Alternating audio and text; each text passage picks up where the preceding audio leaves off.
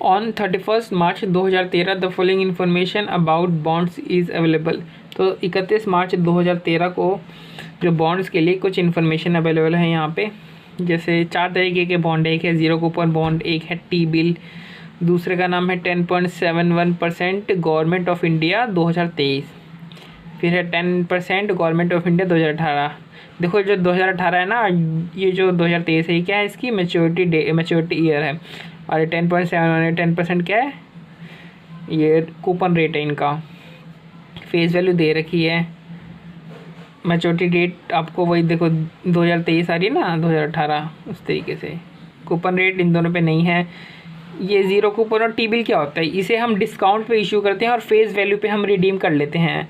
और तो जो इंटरेस्ट होता है वो क्या होता है, वो इंटरेस्ट होता है फेस वैल्यू, और जो इशू प्राइस होता है इन दोनों का डिफरेंस इंटरेस्ट हो जाता है। तो इसलिए इनका यहाँ पे कूपन रेट कुछ लिखा हुआ नहीं है, कूपन रेट भी नहीं है कुछ,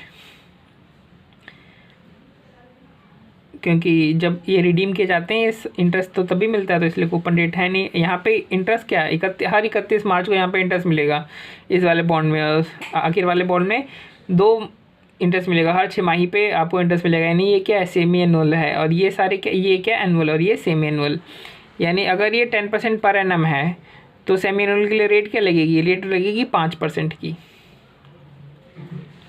फिर पहला कैलकुलेट करना है कि if 10 years yield is 7.5% per annum, what price the zero coupon bond will fetch on 31 मार्च 2013।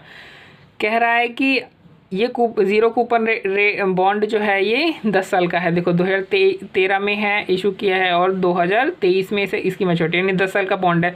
तो ये कह रहा है ज़ीरो कूपन बॉन्ड की 10 साल की जो यील्ड है वो कितनी आ रही, 7.5%। और यील्ड क्या होता है हमारे, एक तरीके से डिस्काउंटिंग रेट होता है।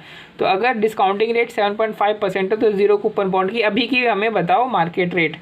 तो देखो करंट मार्केट रेट क्या होता है, जो भी इंटरेस्ट फ्यूचर में जो भी कैश लिया, सबको पता है ना कि जितना बेनिफिट मिलेगा उसको फ्यूचर में, जितना भी बेनिफिट मिलेगा उसको पीवी करके अभी की डेट पे लिया, वही उसका मार्केट प्राइस हो जाएगा।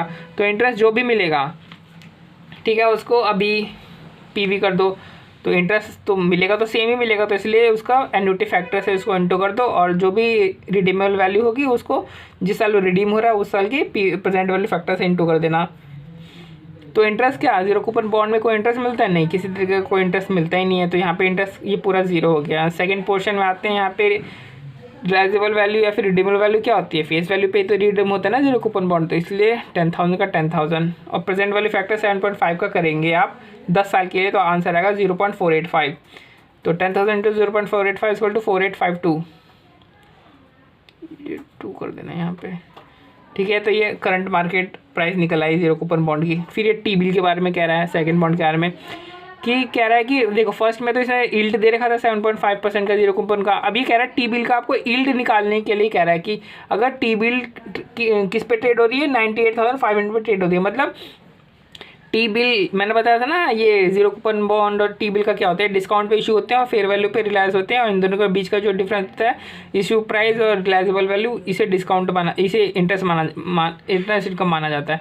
तो अगर ये अभी इतने में बिक रहे हैं 98,500 पे, और ये 81 डेज, देखो मार्च से कैलकुलेट करो जून, कितना डेज आएगा, 81 डेज आएगा ना।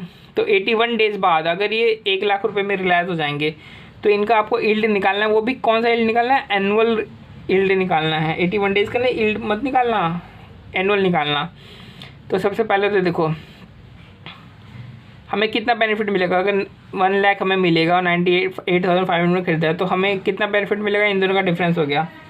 लेकिन ये बेनिफिट कितना परसेंट, हमने जो खरीदा कितने में, हमने 98,500 में खरीदा, हमें टोटल इतना जो है इंटरेस्ट, एक तरीके से इंटरेस्ट इनकम हुई, तो इसका हमने टोटल परसेंटेज निकाला, यील्ड निकाले। बट ये यील्ड 81 डेज़ का, हमें चाहिए यील्ड कितना, एनुअलाइज यील्ड चाहिए, मतलब हमें 365 डेज़ का चाहिए। तो अगर इतना यील्ड है 81 डेज़ का, तो 365 डेज़ का यील्ड कितना होगा, तो 6.86% हो गया। तो कितना है टी बिल का यील्ड, 6.86%।